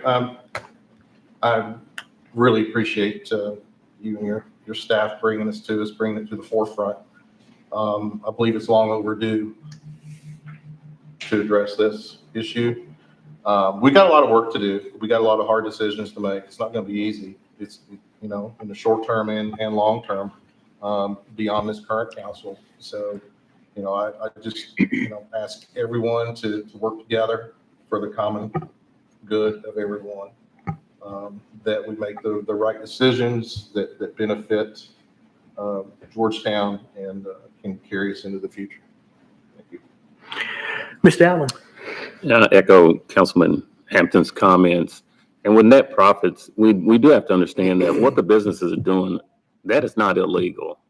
It's just their financial model. So we have to figure out ways that we can gain that recurring revenue so that we can provide for the future, because we know it's coming. Growth is not slacked off. And with that growth comes additional expenses. So we have to find the recurring revenue to do what's right for the citizens. So thank you. Ms. Tackett. Thank you, Mayor. I appreciate all of the information. It is, previous information, but it's always good to keep it in the forefront of all of us. But the bottom line is that recurring revenue has always been an issue, and it's always going to be an issue. It's just that we'd like to get ahead of the curve if we could. I feel like that the Lanes Run Business Park, Phase 3, bringing in other businesses, our payroll tax, is where we get the majority of our revenue, which will help offset some of this that we're looking at. And I know that takes time too, but I feel like, just like everybody else, I think we've taxed everybody just about all we need to right now. Everybody needs a breather. But I'm not saying that we can't look at it and try to come up with a good idea. And I'm not opposed to the business tax or the business license. But thank you very much. And this was informative. And once again, I want to thank you all for being here. And also I want to personally thank Stacy and Devin, who helped assist me put this together. I'm tell you what, we pay them well. So probably the smartest thing I've done is keeping them around. So it makes me look good. But again, it is, it are things that we all hear from our constituents is, please tax. And trust me, we all also feeling that same thing when we have to pay those taxes. And so we're not blind to this, but we are going to do our best to do what's best for the citizens here. Again, the vision is to be able to enhance their opportunity to where they can live, work, and play here and provide those opportunities. So thank you again.